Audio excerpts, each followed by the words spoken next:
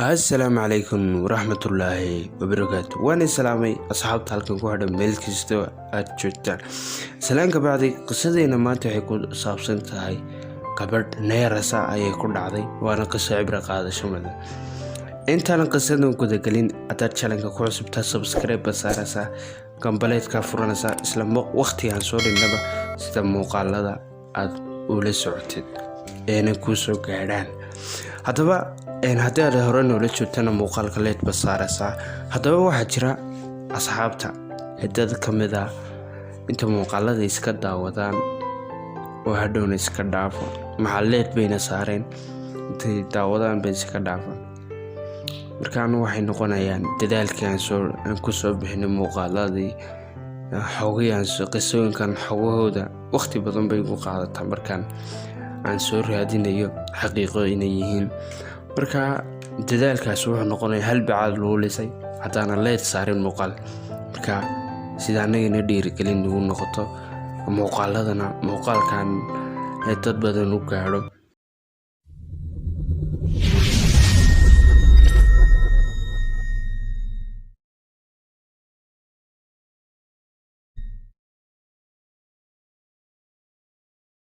saaxiibayaal soo dhawaada mar kale gabadhan aan dhacdadeena ka waramano waxay ka soo jeeday gobolka Shaarqiya ee dalka Masar ku yaala gabadhan waxay ka soo jeeday qoys wanaagsan oo akhlaaqdooda wanaagsan tahay aqoonteedu meel dhaxaad ayay muddo sanad ka hor ayay ka qalin jabisay kulliyadda caafimaad waayo aragnimadeeda nololeed wuxuu bilaabmay kolkii ay da'deedu noqotay 16 jir gabadhan isbitaal magaalada Shaarqiya ku yaala ayay ka noqotay kalkaaliso isbitaalkaas ayayna ka howlgali jirtay oo caafimaadkii ee dadka ay soo baratay uga faa'iideyn jirtay shaqadeeda si habsami leh ayay maalin dhayl u qabsan jirtay haddaba waxaa jirtay maalin maalmaha kamida ayay dareentay shaqadan dadku inay yasayaan ee hoos u dhigayaan arrinka la yaab kale waxa weeye bulshada intan ay u shaqayn jireen ee kalkaalisada waheed dadkaas ay waqtiga siinayso oo cimrigeeda iyo aqoonta ay baratay uga faa'iideysay iyadoo dadkii kale dhakhaatiirtii kale iyaguna erey ixtiraana kama helin mahadnaq macal kama helin inay u mahad celiyaan bulshadii ka tirsaneen barjibintii bulshada iyo abaaldhacoodii ayaynantii ku reertayba raad weyn bayna ku yeelatay nafteedii heer ay u dhacday kalsoonideedii naftu hoos samaha iyo akhlaaqiyaadkeedii wacnaa inanta ee nafteeda ku qabtay hoos ay u dhaceenba waxaana inantii iskugu sheekaysay oo ku fakartay aragtida dadku kalkaalisada caafimaadka ay ka qabaan haddii ay sidaa tahayba oo ay sidaas u arkaan inay kalkaalisadu tahay gabadh xun oo siday doonto u socota sida doonto u dhaqanta haddii bulshadu ay kalkaalisada sidaa u arkaanba maxaan waqtigeyga aan uga faa'iideynaya aan waqti aan u siinaya ayaynantii isugu sheekaysay waxayna tiri maxay tahay sharafta iyo dhowrsoonida aan u raadacdeynay iyaguba sharaf iyo dhowrsooni agtooda kama lihi ee sida doonaan ayay la dhaqmaan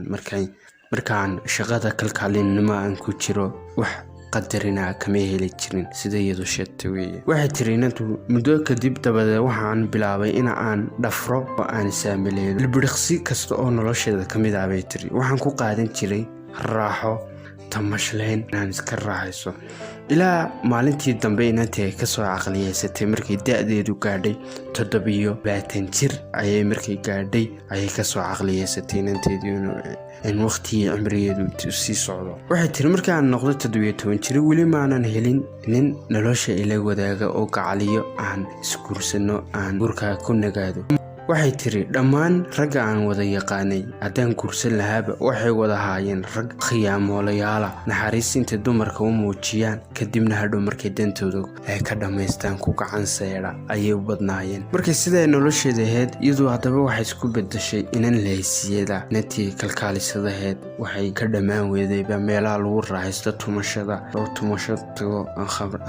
khamriga lagu cabo balse marba markay ka dambaysay inan caqliyeysanaysa aheedo maalin maalmaha ka mid ah iyadoo meelihii khamrigii tumashadayda ku jirta ayay is aragtayba, ayay baraarugtay, ay tashatay, waxaana is aragtay iyadoo waqtigeedii sii socdo, balse waa goor ay shalayta waxba aanay tarayn, waqtigeedii uu sii marba sii gabagaboobay uu sii socdo. waxayna ka shalaysay ilbiriqsi kasta oo ay nin raacday, raggeela tuman jirtay ayay tiri waan ka shalay, iyo ilbiriqsi kasta oo aan naftayda ku sasabay raaxada ilbiriqsiyada ku eeg ayaan ka shalayay bay tiri. waxay tiri waxaan kaloo oo aan dareemay inaanan awood u lahayn inaan ku laabto sidii waagii hore aan ahaa, gabadh dhowrsan aan ahaa, gabadh akhlaaqdeedu ay wacan tahay. waxay tiri mar kasta oo mustaqbalka aan ka fakaro adduunka oo dhan, adduunkiiba ila soo yaraaday bay tiri, murug baan dareemi jiray, heer baan gaadhay bay tiri. waxay tiri inaan timahayga aan jiido, aan timahayga rifo marka mustaqbalkii iyo waqtigii aan arko iga lumay iyo waqtigiiba inuu maalinba maalintii kasii dambaysay sii gurayo ayaa markaan dareemay ayaan timahayga jiiday bay tiri, ayaan ka murugooday. xataa ira kooban baan ka helnay qisadaas, waxayna ka dhacday gobolka shaariqiya la dhahay wadanka Masar ku yaala. inantaas markii hore kalkaalisada ahayd, markii dambena ay nolosheedu isbedeshay. waa la yaab. haddaba maxaan ka faa'iidi karnaa qisadan? taliyo tusaale bal aan guda galno qisadan waxay ka faa'iidi karno ee ugu dhow.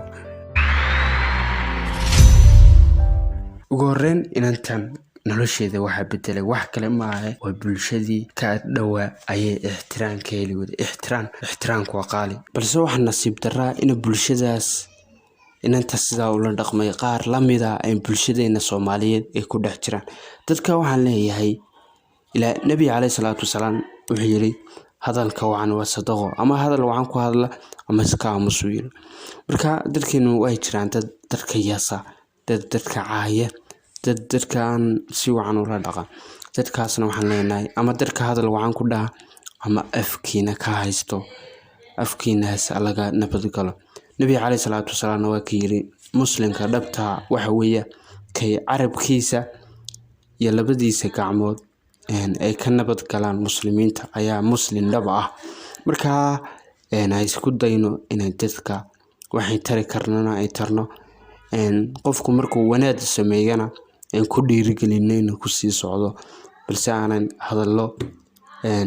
niyad jebinaya aanay ku odhan. hadduu wax yar uu sameeyo oo khayra wanaaga, qofka ku dhiirigeli walaa wad ku wacan tahay hore ugu soco. laakiin haddaad hadal laabtiisa iyo qalbigiisa gubaya aad ku tiraadid, intaas waa mushkilad. isna hoosha uu waday uu ka niyad jabaya, farow ayuu ka qaadaya. sideen badan anigu aan arkay dad badan oo komitida way yaryihiin komitida ugu aflagaadeynaya. markaas anigu iska samraa oo waxba isma sii raacraaciyo, balse dad caynkaas way jiraan, dadka komitida ka caaya, youtuberada ka caaya oo ayin inta badan isma daad raaciyaan. dadkaas haddaad isdaad raacisid oo aad waxaas sii eedeetid aduunba ku gubanay. balse waxaan leeyahay dadka caynkaasa ee dadka yasa, dadka ayasina, dad laga yaaba kelmadda aad afkaaga ka soo baxday in qof noloshiisa ay gubi karto. laga yaaba kelmad wanaaga oo si wacan aad u tiri in qof noloshiisa bedesho. markastana weedhaad afkaaga ka soo baxaysaa, marna shar bay noqonaysaa, marna khayr bay noqonaysaa. markasta khayrka ku hadal ama iska aamu, siduu nabigeenu yiri naxariis nabadgelyo korkiisa ahaatee. wuxuu yiri ama hadal wacan ku hadla, weer wanaagsan ama iska aamus. haddaba muuqaalka malaha waan dheereeyay, intaasaan kusoo gabagabeynayaa. adna komitida ayaan ugu reebisa wixii taliyo tusaalaha. haddaad channelka ku cusub tahay subscribe saaraysa, aan ku xasuusinayaa haddaad hore noola joogteen oo muuqaalka ka heshay leed bal muuqaalka saaraysa sidii dad badan u gaadho. inta muuqaalka xilin isugu imaana waxaan iga tegayaa amaana Allah. wassalaamu calaykum waraxmatullaahi wabarakaatuh.